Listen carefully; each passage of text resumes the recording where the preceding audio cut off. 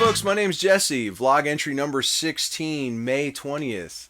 What have I been working on? Well, as you can see interspersed throughout this cut and the clip that I put up on Monday, I've been working on about 2 minutes of worth of music to try and demo this Peavey T60 that I just picked up a couple of weeks ago. And I wanted it to be groovy, I wanted it to be fun, I wanted it to be organic. And it took me the better part of 2 weeks to try and make something that sounded good to me. And so I'm going to take a minute or two and talk about that, talk about this guitar, and give you some information that maybe you didn't know about the T60, which is kind of hard to do these days.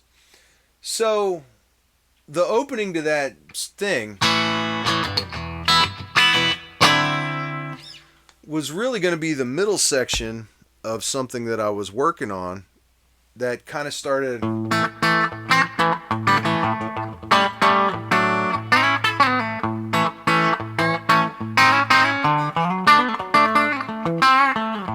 something like that. I started with that and I was like, what does that remind me of? Oh, it reminds me of that Dusty Springfield song.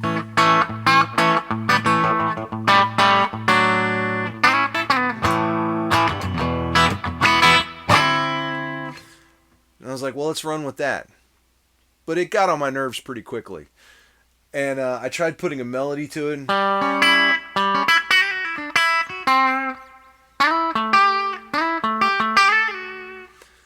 And that got on my nerves after a while. In fact, the only part that I didn't hate was the part that was just a guitar solo.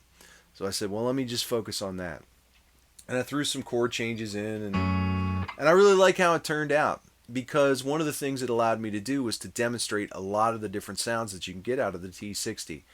Because the neck position at the time was feeling kind of woolly, so I put the tone knob on about 9, which I'm assuming everybody knows that the tone controls on the Peavey from 10 to 7, it's a single coil. From 7 to 1, it's a regular tone control. Well, from 10 to 7, what ends up happening is it slowly brings that other coil into play. So if you're at 9 or 8, you've got all of one coil and a little bit of the other coil. So it takes some of the bassiness out of it, right? So I had that for the neck position. I was going to do in the middle position, you know, that because it's a decent middle sound, but I just happen to have it on the bridge.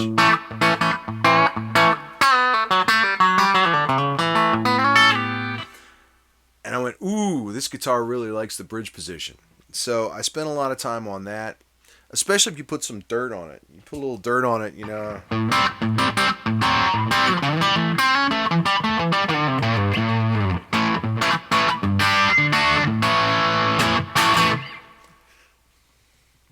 That's fun for the whole family.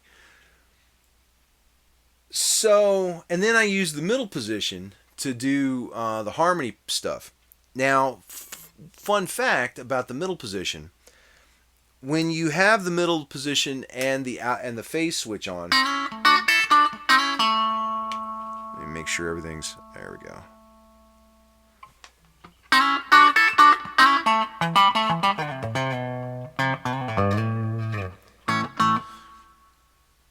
Fanny's House of Guitars had some videos from some years back where Ellen was demoing some T60s, and he called the switch the Donald Duck switch. And I get it.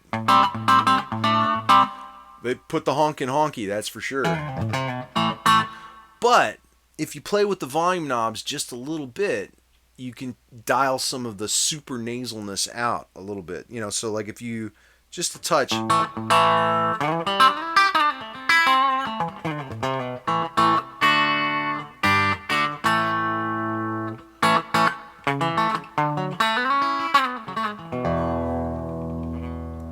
Like that's on almost 9. And the same thing works with the bridge volume.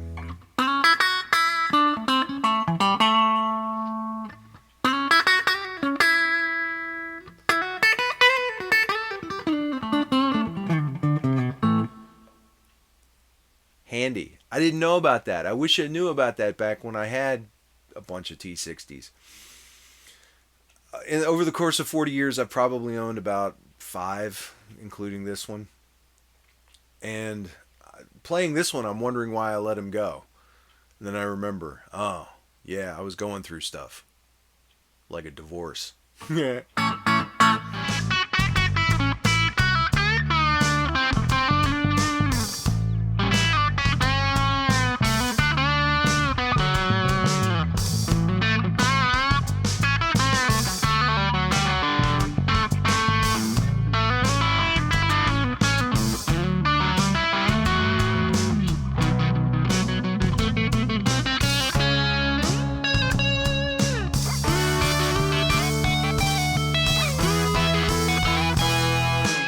So I'm assuming that everyone who's seen this video already knows a lot of information about the T60. They know about how it's the first production guitar that used CNC technology. They know about the fact that Hartley Peavey was competing with Fender and Gibson, who were trying to muscle him out of the amp business or the amp market. And so he started building T60s, as a way of saying to them. I'm assuming people already know about that because I've seen a lot of videos out lately where they have that kind of stuff. So I said, well, what can I talk about that's different? And I can talk about a couple of things. Number one, and I talked about that. I used to talk about this with other T60 guys on a T60 forum called the T60 Mafia, way back in like 2004, back when this was still kind of like a secret. People didn't know about it. You could get T60s for under $200 all day long. And if you were paying $300 for a T60, it was going to be a nice one, right? I do know from those times that there weren't a whole lot of name players who were playing them, but there were some who were making some really great music with it. The guitar player from the Bottle Rockets played a T60 almost exclusively for a while. Jerry Reed. And I'm going to try and put some links to videos in the descriptions. Anything from Austin City Limits around 83.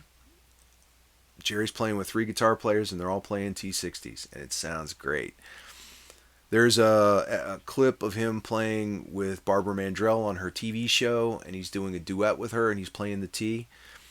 And Linda Carter, of all things.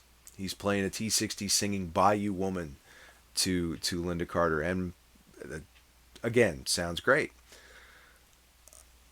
In researching that, I also found that apparently Chet Atkins had a T60, and I wondered about that because I knew Chet loved to experiment and Chet loved visionary stuff, and so it turns out that Chet had a Peavey, and a Peavey was kind of part of his secret arsenal.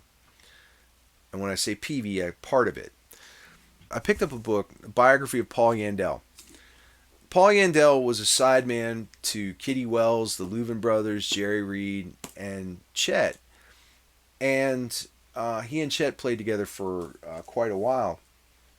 Paul built himself a guitar using a T60 body and bridge with single coils.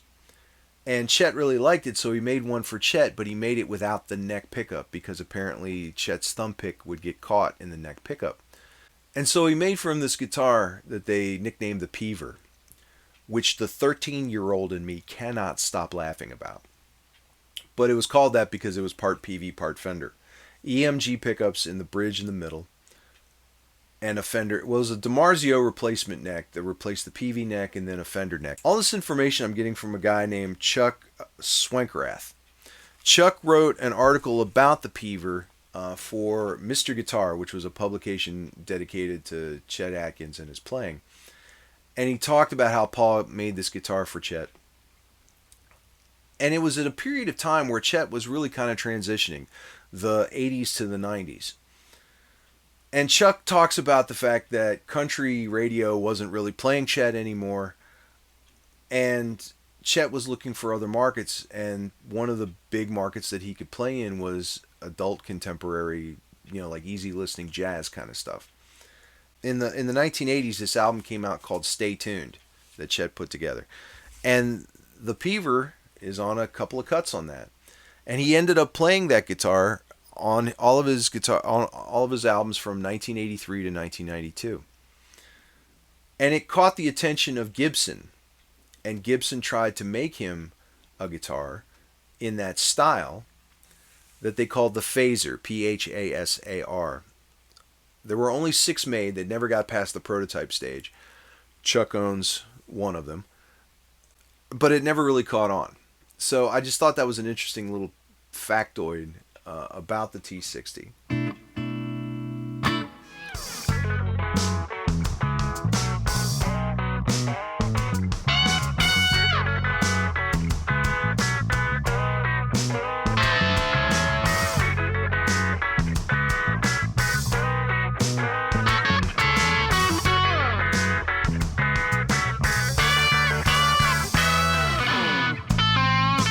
One other thing I forgot to talk about was where I got a lot of my information about Peavey. 2 books in particular. One, Guitar Stories Volume 1 by Michael Wright. Now, this book was my Bible for guitar information for a number of years, because Michael Wright, who wrote for Vintage Guitar, loved guitar stories. And a lot of guitar stories existed in guitars that weren't necessarily the tried and true blue chippers. And so there's Volume 1 and Volume 2 of these.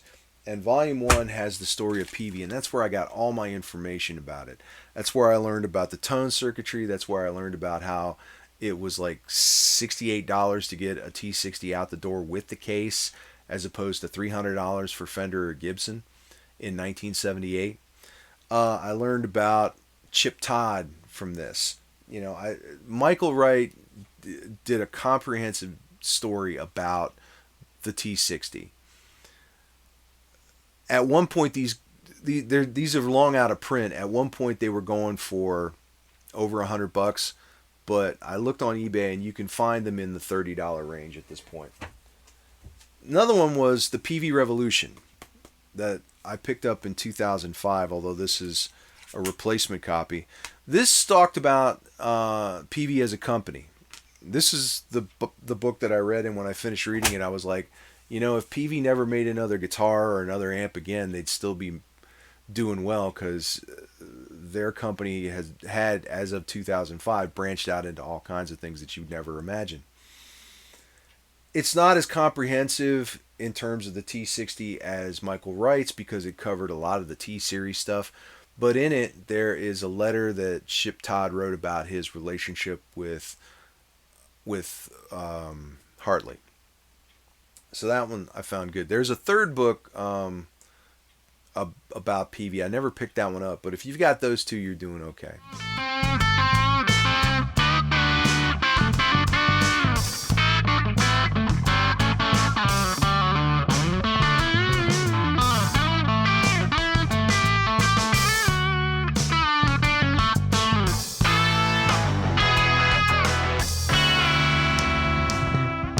So what have I been thinking about? Well, I've been thinking about a Looney Tunes cartoon. Specifically the one where Elmer Fudd is chasing bugs around, and at some point an Acme truck full of costumes flips over, and hats and costumes just start flying randomly in the breeze. And periodically a costume or a hat will fall on either Elmer or Bugs, and they'll start to assume the persona of the person who would be wearing that. Like a police hat falls on Bugs, and all of a sudden he starts acting like a cop, and a gardening hat falls on Elmer, and he starts acting like a Southern Belle or something like that. And it makes me think about our aesthetic choices. Do our choices dictate to us what we are, or do we dictate to our choices what we are? I'm going to tell you, I know part of the reason why I sold my 60s, well, aside from funding my divorce, I kind of felt like I could do better. Like I was like, there's something kind of something kind of just past middle age about this guitar. Maybe it's not sexy enough.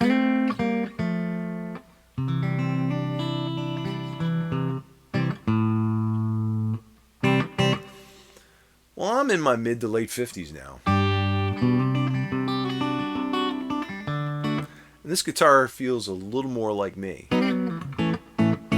You know? Great sound.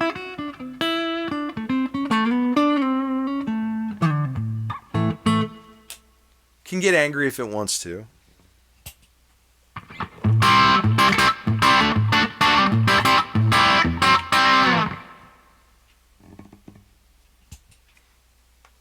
You know,